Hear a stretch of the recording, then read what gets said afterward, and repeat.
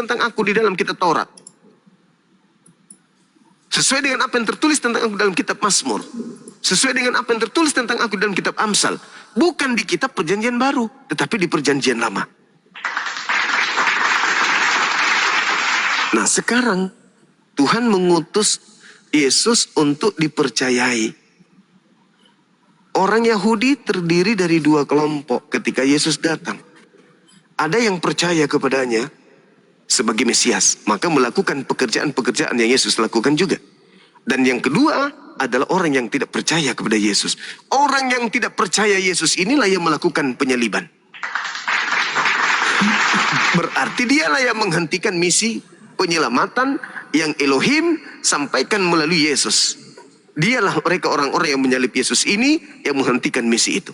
Kalau Kristen kemudian muncul belakangan menerima hadiah dari penyaliban, ya itu derita Kristen. Itu derita Kristen. Saya hanya meluruskan bahwa Yesus itu datang untuk dipercayai sebagai Mesias bagi kaumnya. Siapa yang percaya kepada Mesias ini, maka dia berdasarkan pengakuan Yesus di dalam Yohanes 14 nomor 12. Barang siapa yang percaya kepadaku, maka dia akan juga melakukan pekerjaan-pekerjaan yang aku lakukan. Barang siapa yang mengasihi aku, kata Yesus, barang siapa yang memegang perintahku dan melakukannya, dialah yang mengasihi aku. Barang siapa yang memegang perintahku dan melakukannya, dialah yang mengasihi aku. Dan barang siapa mengasihi aku, ia akan dikasihi oleh Bapakku, dan aku pun akan mengasihi dia dan akan menyatakan diriku kepadanya. Barang siapa yang memegang perintahku dan melakukannya, dia telah mengasihi aku. Apakah yang menyalib Yesus itu mengasihi Yesus? Tidak. Barang siapa yang mengasihi aku akan datang kepadanya. Aku akan berkenan kepadanya. Aku akan ada bersama dengan dia yang mengasihi aku. Nah sekarang orang-orang yang menerima penyaliban seperti Kristen Katolik, apakah orang yang mengasihi Yesus? Tidak. Justru orang yang mengaminkan pekerjaan orang-orang yang membenci Yesus. Itulah Kristen Katolik dan sekte yang lain. Lalu setelahnya dia ramu tuh, oh ini dia memang harus begini. Itulah cara-cara bagaimana supaya penyaliban itu bisa diterima oleh dunia, bahwa penyaliban itu adalah misi keselamatan. Padahal nonsen. Penyaliban itu adalah cara iblis menghentikan upaya penyelamatan Tuhan akan dunia ini melalui Yesus. Silakan saudara. Jadi proses kematian Yesus, Bang, sebenarnya sudah dijelaskan di dalam Matius 21 oleh Yesus. Dia menjelaskan di dalam suatu perumpamaan kebun anggur. Di dalam Matius 21 ayat 33 sampai 46, di sana ada tuan tanah itu kepada Bapa, ya, menunjuk kepada Bapa. Lalu ada kebun anggur. Kebun anggur itu bangsa Yahudi. Lalu di sana ada pagar, Bang. Pagar itu adalah hukum Taurat yang membentengi mereka, hukum Taurat, Bang. Lalu ada penggarap. Penggarap itu dijelaskan di ayat 43-nya. Itu adalah imam-imam kepala. Lalu di sana ada hamba-hamba. Hamba-hamba itu adalah menunjuk kepada nabi. Lalu yang terakhir adalah anak. Jadi kalau saya baca begini, Bang. Dengarlah suatu perumpamaan lain adalah seorang tuan tanah membuka kebun anggur dan menanam pagar sekeliling. Ia menggali lubang tempat memeras anggur dan mendirikan menara jaga di dalam kebun anggur itu. Kemudian dia menyewakan kebun itu kepada penggarap.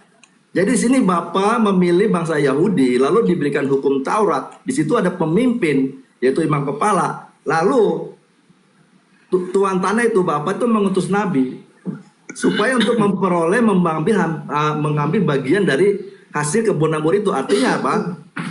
Pertobatan dari umatnya ini harus diberikan kepada nabi. Tetapi mereka bunuh. Dia kirim nabi, dia bunuh. Lalu ayat 37-nya dikatakan begini, akhirnya ia menyuruh anaknya kepada mereka. Katanya, anakku akan mereka segani. Nah, ayat 38, tetapi ketika penggarap-penggarap itu melihat anaknya itu, mereka berkata seorang kepada yang lain, ia adalah ahli waris. Mari kita bunuh dia supaya warisannya menjadi milik kita. Nah, seharusnya anak sebagai pemilik domba, anak sebagai pemilik umat yang telah diserahkan bapaknya kepada anak ini untuk digembalakan. Mereka tahu, karena ini anak sebagai pewaris domba, pewaris umat, mereka tidak suka. Makanya waktu di dalam peristiwa Imam Kayafas itu bernubuat, Tuhan bernubuat, dia menggunakan imam besar. Waktu itu imam besar mengatakan demikian, terjadilah kematian itu, Bang. Nah, artinya imam kepala ahli Taurat dan ini, dia secara politis ingin tetap berkuasa. Seharusnya umat itu diserahkan kepada Yesus untuk digembalakan. Artinya diluruskan jalan hidupnya. Padahal sebelum Yesus datang, Tuhan sudah mengutus Yohanes Pembaptis untuk mempersiapkan jalan bagi Yesus. Mempersiapkan jalan bagi apa? Umat-umat Yahudi, orang-orang Yahudi harus bertobat. Kalau dia bertobat, pasti dia akan menerima Yesus, Bang. Tidak mungkin tidak menerima. Tetapi orang yang berbuat jahat, dia tidak suka dengan Yesus. Karena Yesus melarang. Seperti tadi Bang Zuma katakan bahwa pesundal atau pemungut cukai, dia akan masuk surga lebih dulu. Karena mereka bertobat. Sedangkan imam kepala yang tahu kebenaran tidak mau bertobat. Ya sama dikatakan di dalam Matius 12 itu, Bang, bahwa mereka sukanya tanda. Diberikan tanda tidak mau bertobat, tidak mau percaya, maunya tanda terus. Dia katakan lihat Nabi Yunus. Dia diutus ke Niniwe tanpa di sana ada mujizat, mereka bertobat. Tetapi mereka ini senangnya dengan tanda sudah diberikan begitu banyak tanda tetapi tidak mau bertobat. Padahal Yesus itu hikmatnya lebih besar dari Yunus. Juga hikmatnya lebih besar daripada Salomo. Mereka tidak mau, Bang. Nah, jadi artinya peristiwa penyaliban Yesus itu kronologinya, Bang. Sebenarnya intinya mereka itu adalah tidak mau melepaskan umatnya kepada Yesus untuk diselamatkan. Nah, Begitu, Bang. itu. Jadi penyaliban itu adalah cara untuk menghentikan misi penyelamatan yang Yesus datangkan kepada kaumnya Bani Israel. Jadi penyelamatan yang dilakukan Yesus adalah supaya mereka percaya bahwa dia adalah utusan Elohim untuk mereka. Mereka harus menerima dia sebagai utusan dan mengikuti ajaran dia sebagai utusan. Menerima Yesus artinya bukan melakukan penyaliban. Orang-orang Yahudi ketika menerima Yesus tidak akan mungkin menyalibkan, titik. Tidak mungkin menyalibkan.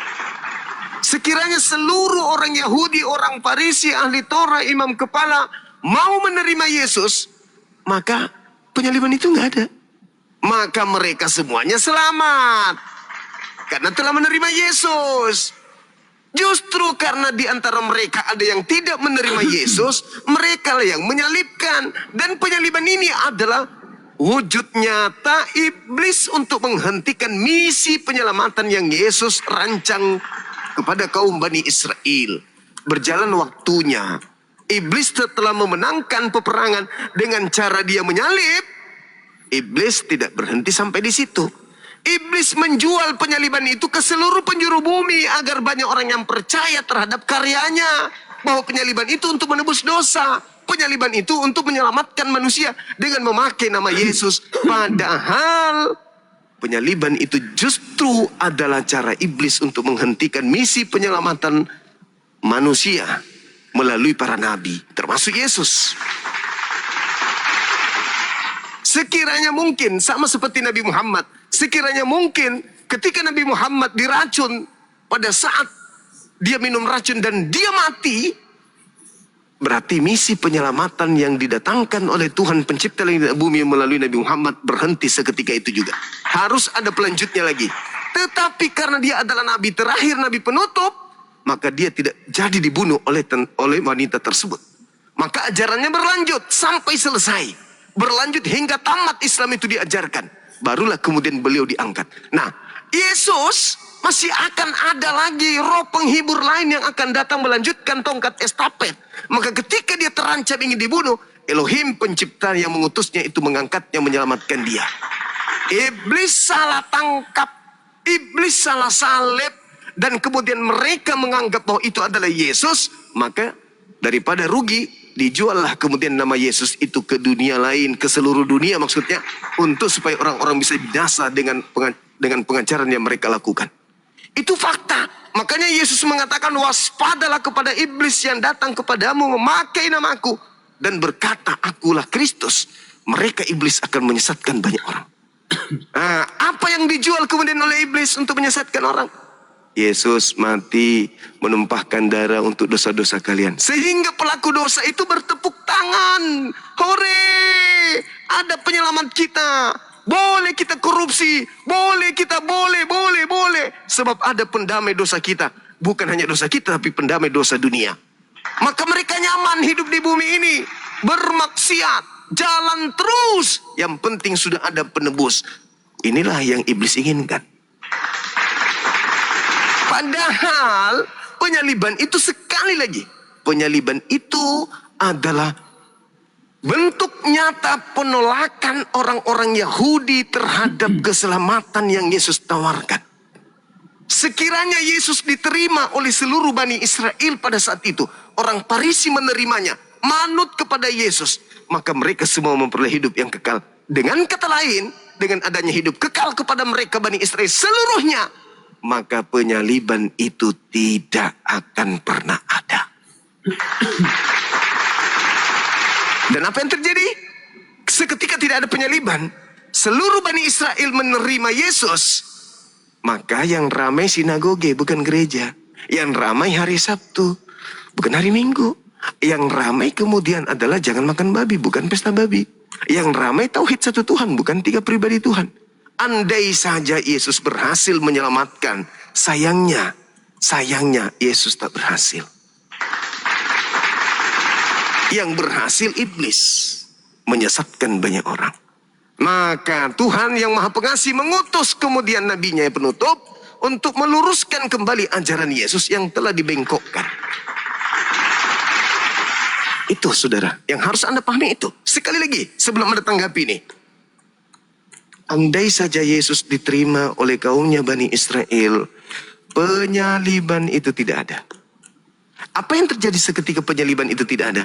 Seluruh Bani Israel selamat memperoleh hidup yang kekal. Titik. Silakan.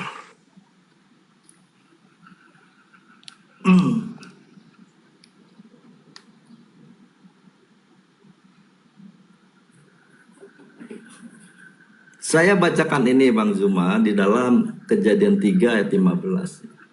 Tuhan mengatakan begini, aku akan mengadakan permusuhan antara engkau ular dan perempuan ini, antara keturunanmu ular dan keturunan Hawa perempuan ini.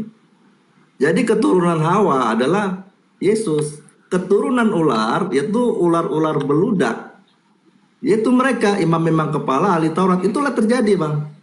Lalu dikatakan bahwa keturunannya akan meremukkan kepalamu ular, dan engkau ular akan meremukkan tumit. Tumit itu bicara tentang disalibnya dia Bang. Tetapi iblis remuk kepalanya, artinya apa Bang? Idenya dia, kehendaknya iblis itu tidak bisa masuk ke dalam diri Yesus. Gagal dia. Waktu dia menawarkan di dalam Lukas 4 ayat 5, 6, 7, 8, begini dia. Kemudian ia membawa Yesus ke suatu tempat yang tinggi, dan dalam sekejap mata ia memperlihatkan kepadanya semua kerajaan dunia. Kata iblis kepadanya, segala kuasa itu serta kemuliaannya akan kuberikan kepadamu, sebab semuanya itu telah diserahkan kepadaku, dan aku memberikannya kepada siapa saja yang ku kehendaki. Jadi jika engkau Yesus menyembah aku, seluruhnya itu akan menjadi milikmu. Tetapi Yesus tidak mau. Apa yang dikatakan Yesus? Engkau harus menyembah Tuhan Allahmu, dan hanya kepada Dia sajalah engkau berbakti. Disinilah iblis tidak bisa melakukan tipu daya kepada iblis seperti yang dilakukan kepada Hawa. Di sana Hawa terperdaya, sehingga dia mau sama dengan seperti Allah. Dia mau hidup suka-suka sendiri, tidak mau perintah, tidak mau hukum. Tetapi Yesus Dikatakan di dalam Mazmur 110 ayat 1, demikianlah firman Tuhan kepada Tuanku Daud, duduklah di sebelah kananku sampai kubuat musuh-musuhmu menjadi tumpuan kakimu. Yesus duduk diam, Bang, dengar suara Bapaknya. Kamu harus dengar perintah Bapa dan lakukan. Jangan dengar suara Bapa yang lain, dia lakukan, Bang. Makanya musuhnya itu tidak berdaya karena Yesus tidak taat. Dia tidak mau berontak terhadap apa yang digariskan oleh Bapaknya.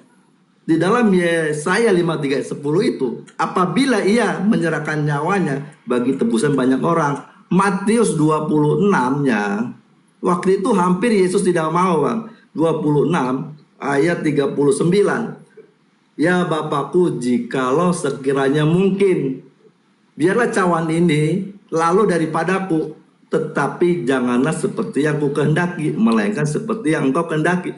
Saat itu Yesus sampai tidak mau, Bang.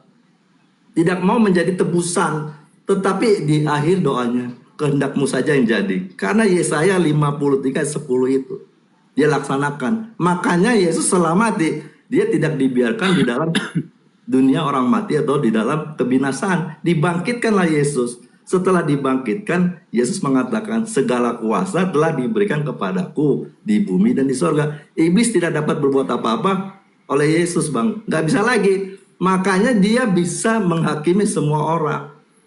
Nah, ditebuslah orang-orang yang sudah mati sana, waktu hidupnya baik-baik aja, ya akan masuk ke sorga. Tapi kalau dalam hidupnya itu tetap jahat sampai mati, ya ditinggalkan, Bang. Nah, tetapi sejak Yesus datang, Bang, di dalam Matius 19 dikatakan di sana 19 ayat 16 dan selanjutnya di ayat 21-nya, waktu ia bicara kepada anak muda, jikalau engkau hendak sempurna, pergilah jualah segala milikmu dan berikanlah itu kepada orang-orang miskin, maka engkau akan beroleh harta di sorga. Kemudian datanglah kemari dan ikutlah aku. Jadi ada dua tipe, Bang. Orang yang menaati hukum Taurat sama yang mau ikut Yesus, mau sempurna. Sebab di dalam Matius 5-nya itu, Bang, 5 ayat 48, Yesus ajarkan bahwa karena itu haruslah kamu sempurna, sama seperti Bapamu yang di sorga adalah sempurna. Jadi kalau orang mau mengikut Yesus, dia akan sempurna menjadi anak, Bang. Tetapi kalau orang melakukan hukum Taurat, cukup dia baik, itu juga sudah bisa masuk surga, tapi tidak bisa menjadi anak. Dia akan jadi anggota masyarakat kerajaan surga. Kalau menjadi anak, dia masuk rumah Bapa, Bang. Nyaman kan begitu, Bang? Oke, baik. Jadi ada dua hal yang ingin saya tanggapi di sini. Yang terakhir tadi terkait dengan orang akan masuk ke rumah Bapa dengan nyaman sempurna. Saya tanggapi nanti di terakhir. Saya ingin tanggapin pernyataan saudara terkait Kejadian 3 nomor 15. Tuhan mengadakan permusuhan keturunan iblis dan keturunan Hawa. Sekali lagi saya katakan, ketika Anda mendudukkan Yesus di sini sebagai peremuk kepala, faktanya Yesus yang diremukkan. Kalau Anda mengatakan yang disalib ini adalah Yesus, Yesus kalah total. Yesus kalah total. Karena yang menolak Yesuslah yang mau Yesus disalib. Sedangkan Yesus berkata di dalam Yohanes 14 nomor 30, Yesus menerangkan dengan sangat jelas, tidak lama lagi aku berkata-kata kepadamu sebab penguasa dunia telah datang, yaitu iblis. Dan iblis ini sedikit pun tidak berkuasa atas diriku. Iblis tidak berkuasa. Orang-orang yang ingin menghentikan misi penyelamatan Yesus melakukan penginjilan di tengah-tengah kaumnya, itu nggak berkuasa, kata Yesus. Jadi ketika iblis merasuki Yudas, nonsen. Imam kepala melakukan kesaksian palsu, nonsen. Bullshit, zong itu semua. Mereka membuat tipu muslihat, zong itu semua. Mereka tidak berdaya dan tidak berkuasa sedikit pun atas diri Yesus. Jadi yang disalib bukan Yesusnya. Yesus disalib itu diangkat oleh Allah langsung ke langit. Karena iblis tak berdaya kemudian untuk menghadapi Yesus. Itu perkataan Yesus itu sendiri. Yohanes 14 nomor 30. Tidak lama lagi aku berkata-kata denganmu. berarti yang berkata-kata setelah penyaliban itu bukan aku. Sebab penguasa dunia ini telah datang dan penguasa dunia sedikit pun tidak berkuasa atas diriku. Ketika iblis merasuki Yudas, berhasil nggak? Kata Yesus, enggak. Ketika mereka melakukan kesaksian palsu, berhasil nggak? Kata Yesus, enggak. Ketika mereka melakukan tipu muslihat, berhasil nggak? Enggak. Kenapa tidak berhasil? Karena tempat perlindunganku adalah Elohim. Elohim tidak akan tinggal diam. Ketika kemudian orang-orang jahat bekerja sama dengan iblis ingin mencelakakan aku, Elohim gak mungkin diam. Aku orang yang dikasihinya. Dia tidak akan membiarkan aku seorang diri. Jadi ketika saudara mengambil Kejadian 3 nomor 15, lalu Yesus yang mati disalib, berarti antara Yesus keturunan Hawa dan juga iblis yang adalah keturunan iblis itu sendiri, ular tua, lebih berkuasa terhadap Yesus kalau begitu. Lebih berkuasa. Kenapa? Iblis berhasil menyalib Yesus.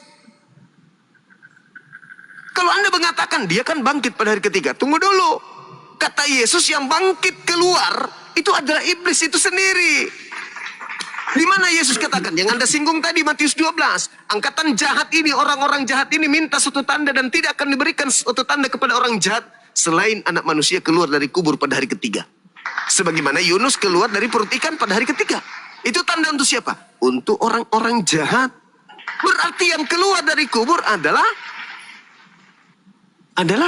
penguasa dunia. Siapa penguasa dunia ini? Ya iblis. Sekarang Anda membaca dalil Lukas 4, Matius 4, nomor 6, nomor 7. Iblis datang menawarkan kuasa kepada Yesus. Yesus, ke dia, sini, sembah aku. Aku akan berikan segala kemegahan dunia, kerajaan dunia kalau engkau menyembah aku. Sebab aku, iblis, berkuasa memberikan kepada siapapun yang aku kehendaki. Nomor 13-nya dikatakan, ketika iblis selesai mencoba Yesus, maka iblis mundur mencoba Yesus, lalu menunggu waktu yang tepat. Pertanyaannya, apakah Yesus menerima kuasa dari iblis? Tidak. Apakah Yesus ini berkuasa atau tidak?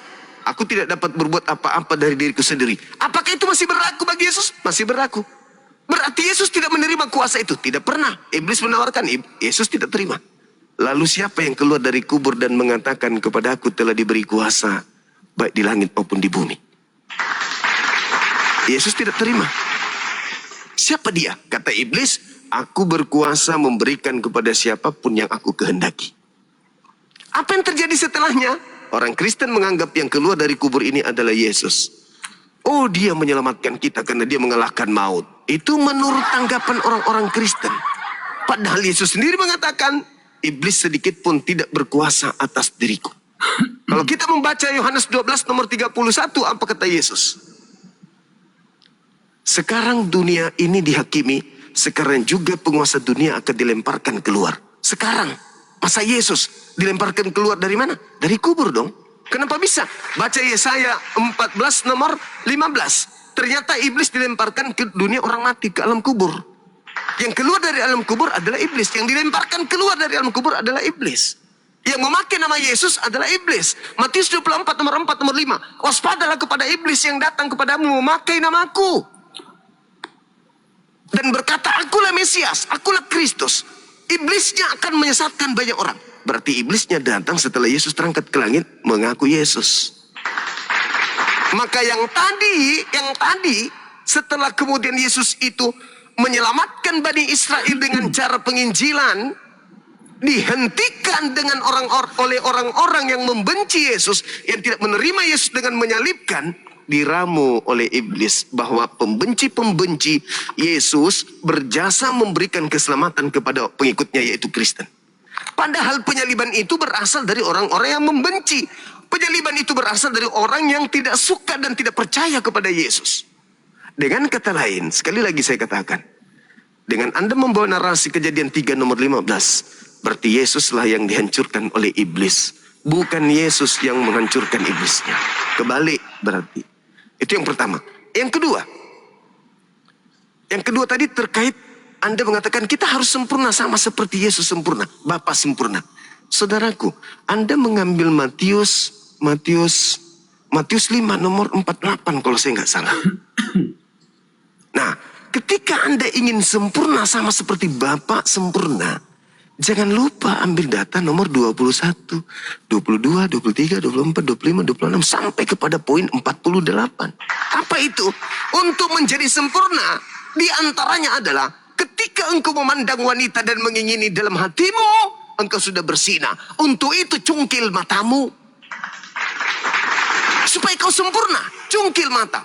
Supaya kau sempurna, potong tanganmu. Apakah Kristen sudah melakukan itu? Atau loncat aja langsung ke 48 sebagai obat kuping? Harus sempurna sebagaimana Bapa sempurna. Hei saudaraku, Yesus mengatakan di awal nomor 20-nya, jika hidup keberagamaanmu tidak lebih benar dari ahli Taurat dan orang Farisi, kamu tidak akan masuk surga. Kalau kau tidak mencungkil matamu setelah kau melihat perempuan dan mengingin dalam hatimu, kau tidak akan masuk surga. Ketika kau mengatakan jahil kepada saudara-saudaramu, engkau akan ada di neraka yang menyala-nyala sebelum kau bertobat dan meminta maaf kepada saudaramu. Potong tanganmu jikalau engkau mengambil milik kepunyaan orang lain. Apakah Kristen sudah lakukan itu? Tidak, Kristen lakukan. Padahal di gereja, mohon maaf nih, wanita-wanita datang dengan rok pendek, munafik. Kalau seperti Bibi Lung ini tidak menyukai dan tidak mengingini perempuan yang seksi di gereja, munafik. Munafik. Begitu juga pendeta, begitu juga pastor. Bang Jom. Ya. Ambil kesimpulan kan, saya kan baru belajar ini kan, so agak pusing ini terlalu banyak ayat-ayat yang dikeluarkan. Iya, sabar dulu, sabar sedikit lagi. Judulnya cuman singkat. Iya, percaya Yesus tidak binasa. Artinya kalau percaya Yesus jangan menjadi Kristen, titik. Jangan terima salib kalau percaya Yesus, karena penyaliban itu berasal dari orang-orang yang tidak percaya. Bukan Itu kesimpulannya. Begini Bang. Itu kesimpulannya. Nah, sekali lagi yang tadi, tunggu. Maka ketika Anda ingin sempurna, jangan jadi Kristen. Cungkil mata, potong tangan kalau mau sempurna. Menjadi pengikut Yesus, yaitu orang-orang Yahudi. Sekira begitu, benar kata saudara Bibi Long, dia mulai bingung nih, udah mulai dia sesak napas. Kembali kepada tema, pusing. Orang percaya kepada Yesus menyalibkan atau tidak menyalibkan. Nah itu, silakan.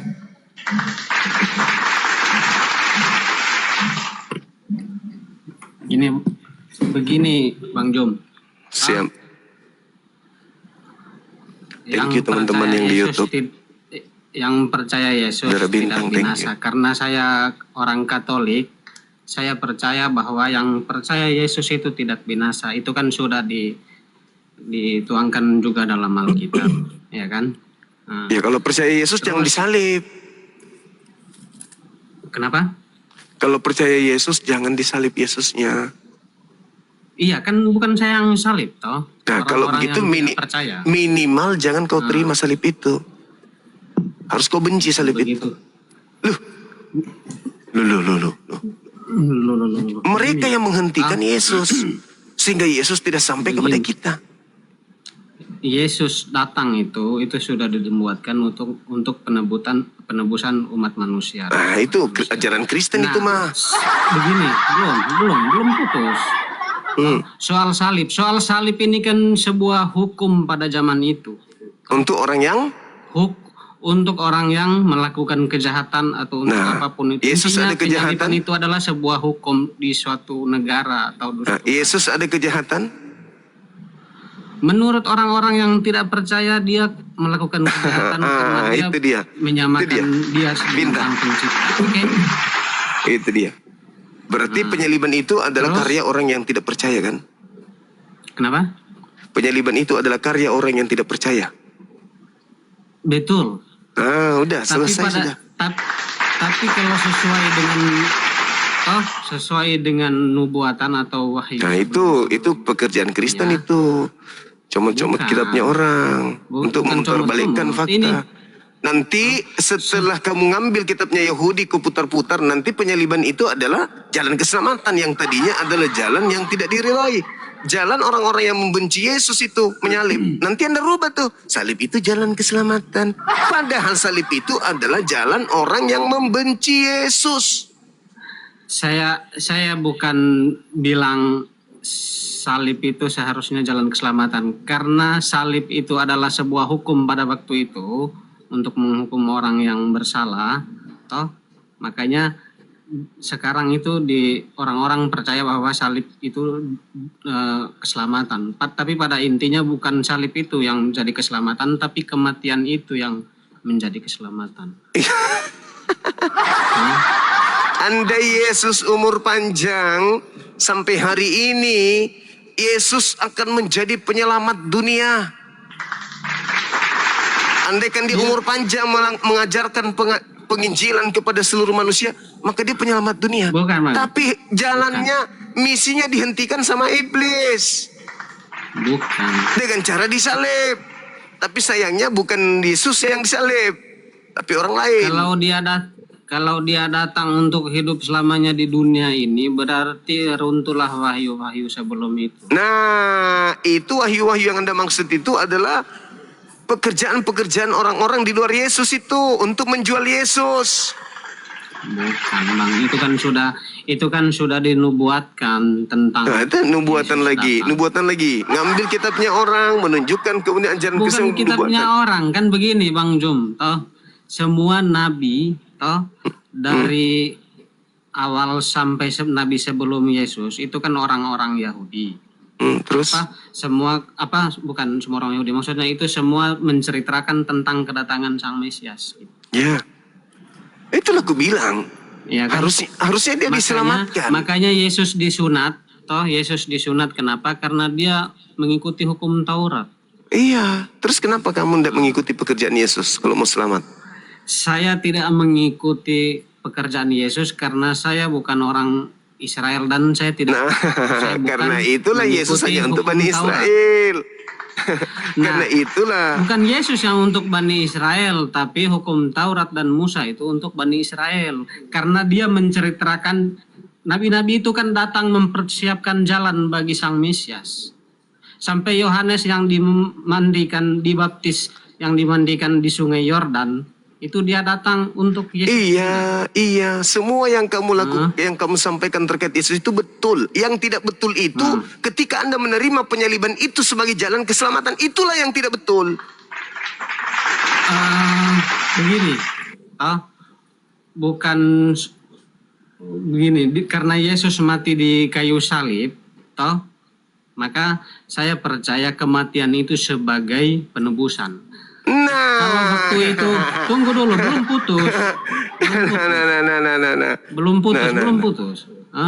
Kalau hukum yang berlaku pada zaman itu, dilempar batu atau digantung, dihukum gantung. Saya percaya sekarang bahwa hukum gantung itu juga sebagai kebangkitan, kemenangan, Sekarang Yesus itu menyelamatkan manusia dengan cara disalib atau dengan cara penginjilan?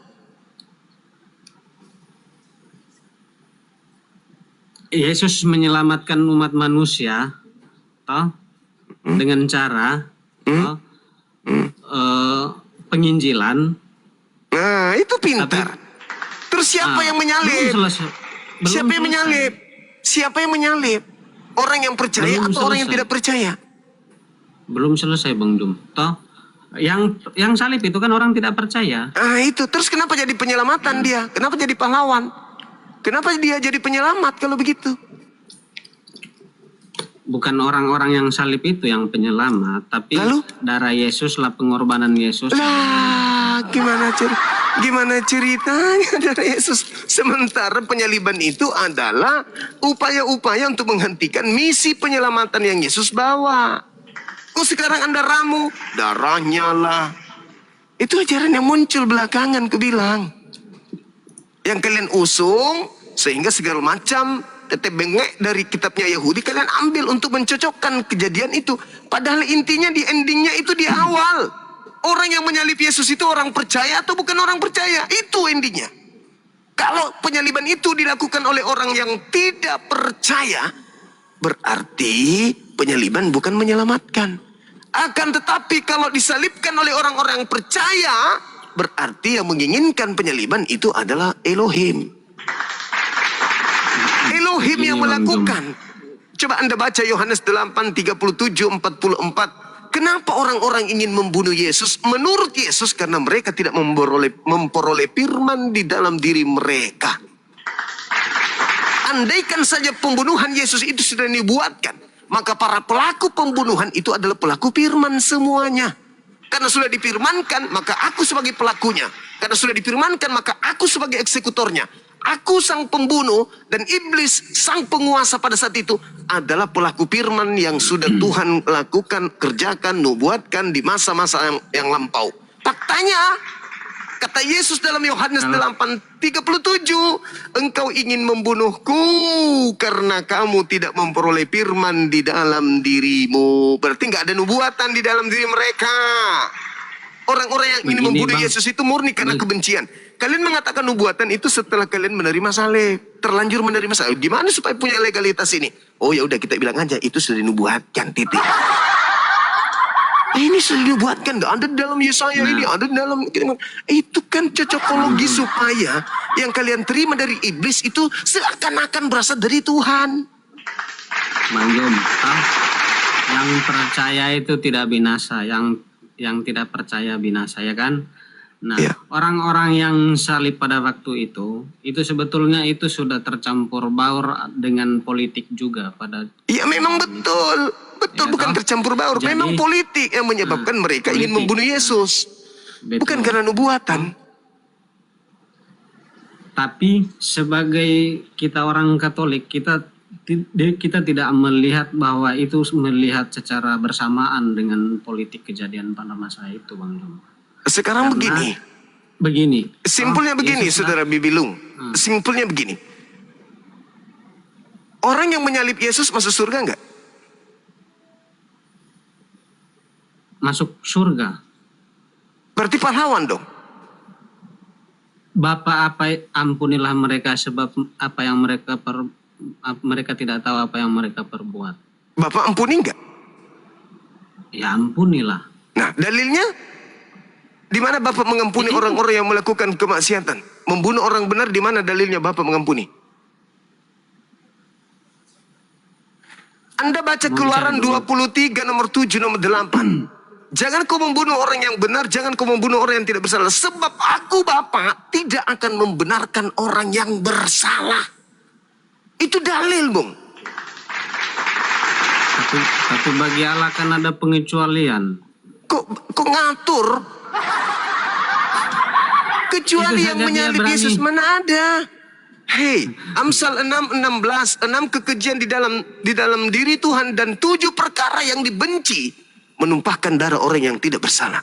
Penyaliban itu adalah hal yang sangat dibenci oleh Elohim. Bang Jom, dia buat pengecualian. Kenapa? Contoh saja orang yang bersama Yesus, di sampingnya kan ada 2 orang. Itu maumu. Satu karena percaya dia masuk. Karena kau nerima salib. Bukan. Ini Alkitab yang bicara ini. Iya, karena Bible itu dibangun hari ini juga kau akan bersamaku untuk menggiring manusia percaya kepada penyaliban.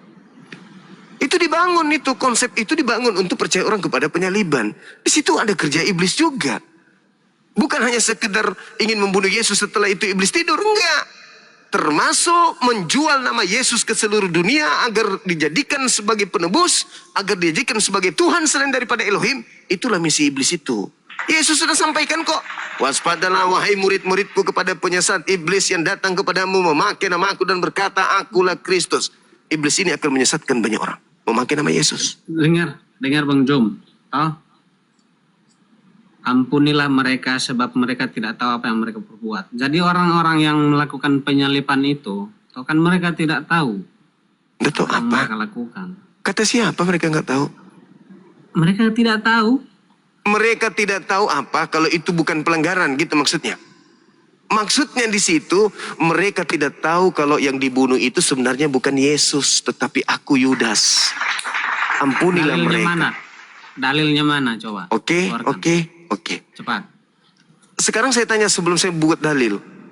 Mereka tidak tahu apa? Ampunilah mereka sebab mereka tidak tahu apa yang mereka lakukan. Ayo. Apa yang mereka tidak tahu?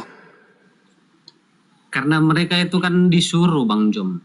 Apa yang mereka tidak tahu? Algojo itu, Mereka tahu, disuruh. mereka Jadi yang melakukan masuk tipu neraka muslihat. itu hakim. Mereka tahu, mereka melakukan kesaksian palsu. Mereka tahu membunuh Yesus karena takut bangsa mereka dirampas oleh Roma. Lalu apa yang mereka tidak tahu maksud dari yang berkata itu? Bapa, ampunilah mereka, sebab mereka tidak tahu apa yang mereka lakukan. Yang mereka tidak tahu itu maksudnya adalah mereka tidak tahu kalau aku ini bukan Yesus. Dalilnya mana coba? Lukas 22 nomor 69.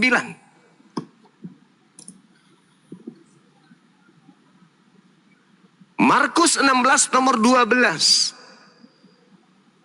Apa yang mereka tidak tahu? Mereka tahu semuanya. Yang mereka lakukan itu adalah tipu daya. Yang mereka lakukan itu tipu muslihat. Yang maksudnya di situ, Bapa ampunilah mereka. Dia nggak tahu loh kalau aku ini bukan Yesus. Itu Lukas berapa maksudnya. Bang Jun? Lukas 22 nomor 69.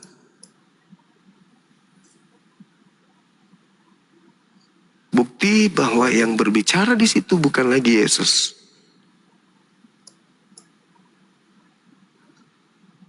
Mulai sekarang anak manusia sudah duduk di sebelah kanan Allah yang Maha. Itu siapa yang berbicara di situ?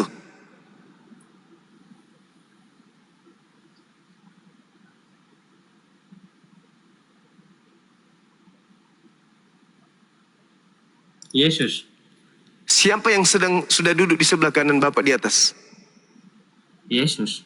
Ada berapa Yesus? Satu. Satu berbicara di bumi, satu sudah duduk di atas. Kok satu? Ayo. Ayo. Nah, Ayo. itu pemahamannya terlalu Terlalu apa? Terlalu benar. Terlalu benar. terlalu lurus. Terlalu benar. Terlalu benar. Orang-orang terlalu tidak mengenal. benar. Orang-orang yang sedang menyidang oknum ini tidak mengenal. Apakah engkau Yesus, anak Maria? Apakah engkau adalah Mesias, anak Elohim? Buat apa lagi Kalau aku begitu, menjawab? Bang, Buat apa Bang lagi Jum. aku menjawab?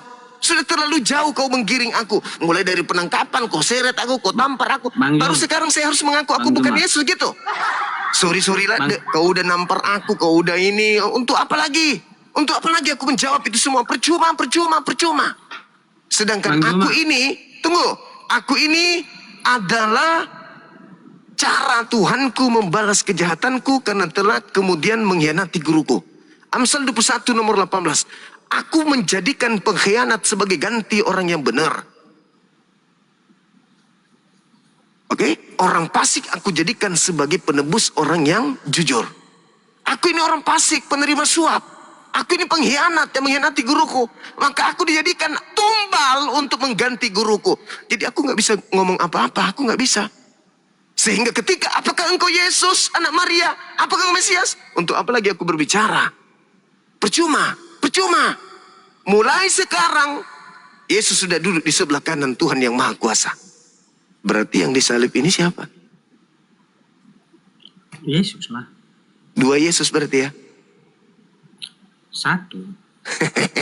Jadi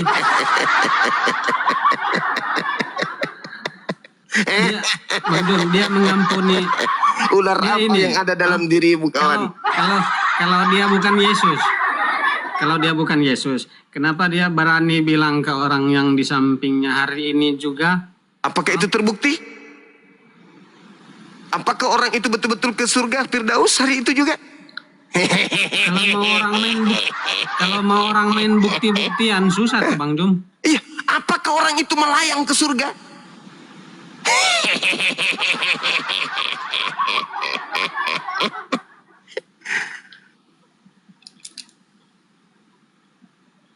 Oke, sekira demikian Bang Suki. Nanti suatu saat lagi kita jumpa lagi Bang. Kita naikkan yang lain. Terima kasih sudah diskusi dengan baik. Iya, sama-sama. Baik.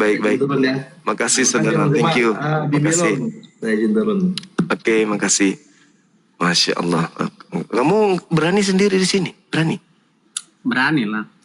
Nah, itu tadi Bang Jum, toh. Karena Yesus datang untuk mati dan hidup, itu kan sudah diwahyukan di Yesaya, toh. Di Yesaya. Yesaya itu saudaraku, Yesus ulas loh Yesaya itu, Yesus uraikan Yesaya itu. Di mana Yesus menguraikan Yesaya 53 itu? Di mana? Kamu sudah pernah baca? Ini ada ini. Ini.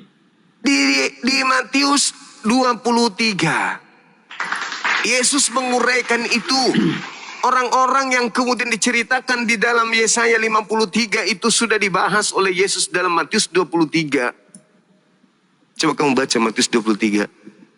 Nomor 30 sampai 39. Kan Bang Joma tadi bilang mana wahyunya Nabi sebelumnya bahwa Yesus datang untuk mati, ya kan? Ya. Iya. Yang itu ada itu Yesaya 53:5. Itu bukan Yesus. Itu siapa dong? Siapa? Coba. Baca keterangan baca mulut Yesus, keterangan dari mulut Yesus. Baca keterangan mulut Yesus. Baca keterangan dari mulut Yesus. Enggak, Yesus yang menerangkan. Yesus yang menerangkan Yesaya 53 itu. Biarkan Yesus yang menjelaskan. Jangan saya. Kita jangan sampai ke Yesus dulu, kita dulu lah. Yesus yang menerangkan. Anda seketika ini mengambil Yesaya 53 dan Anda mengatakan itu Yesus. Padahal Yesus mengatakan itu bukan untuk dia. Yesus yang menerangkan itu bukan untuk dia. Di mana dalilnya mana? Matius 23 nomor 30 sampai 39. Silakan.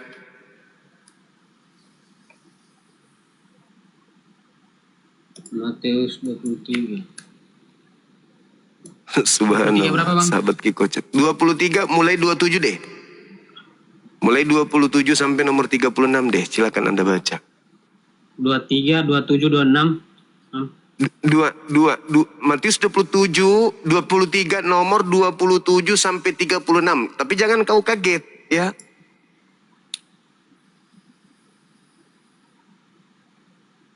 Baca. 36. Iya, baca. Yang keras biar tetangga pada bangun. Kemudian serdadu-serdadu wali Matius 23 nomor 27 mulainya. Aduh, sudah minum kopi padahal.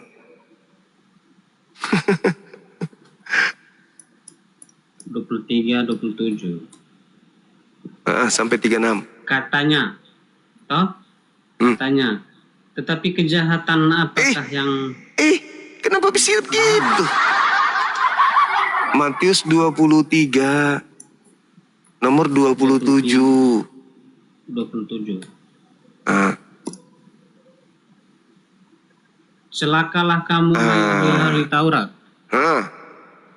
dan orang-orang Farisi, hai kamu orang-orang munafik, sebab kamu sama seperti kuburan yang dilabur putih, yang sebelah luarnya memang bersih tampaknya, tetapi di sebelah dalamnya penuh tulang dan berbagai jenis kotoran. Apa? Apa baca yang lagi. Bang jelaskan? Baca terus sampai nomor 36.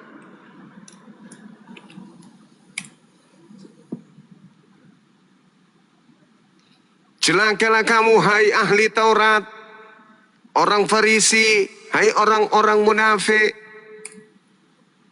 Nomor 28 apa dikatakan di sana? Demikian jugalah kamu, di sebelah luar kamu tampak benar di mata orang, tapi di sebelah dalammu, apa yang kata Yesus? Penuh kemunafikan dan kedurjanaan.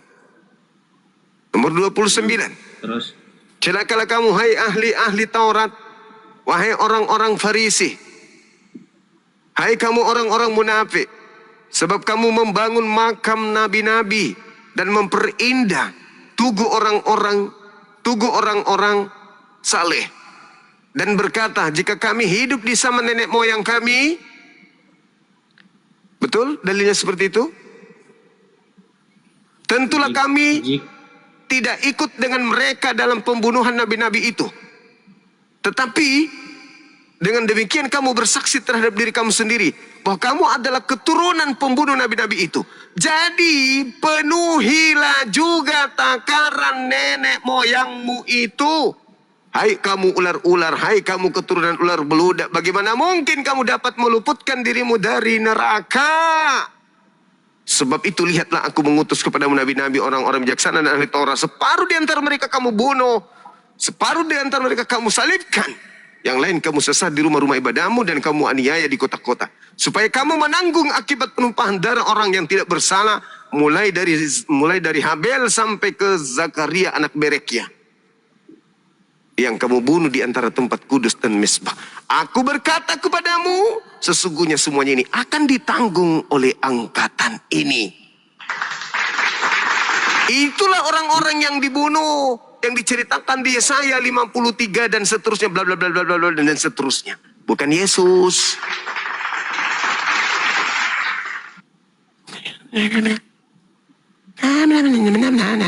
Itu ada di salib. Iya, keturunan orang-orang yang menyalip nabi-nabi saja tidak lolos dari api neraka jahanam. Itu dalilnya. Anak, bagaimana mungkin kamu bisa meloloskan dirimu dari api neraka? Nggak mungkin, nggak mungkin. Nggak mungkin. Jadi kalau Anda menerima salib, mimpi masuk surga, itu mustahil. Karena Yesus aja mengatakan, celakalah engkau, celakalah engkau, celakalah engkau. Separuh dari ahli Taurat, separuh dari nabi yang diutus kepadamu, engkau salibkan, engkau bunuh, engkau sesah. Bagaimana mungkin engkau lolos dari api neraka? Dan kata Yesus, nomor 36-nya dengarkan. Kata Yesusnya apa? Dan semua ini akan ditanggung angkatan ini. Makanya Nabi Muhammad datang jauh dari angkatan tersebut. Karena angkatan tersebut keturunannya itu adalah penghuni neraka. Bang Jom, ini ayat ini yang Matius dari 23 ini, kalau pemahaman saya itu menceritakan tentang orang-orang Farisi. Iya.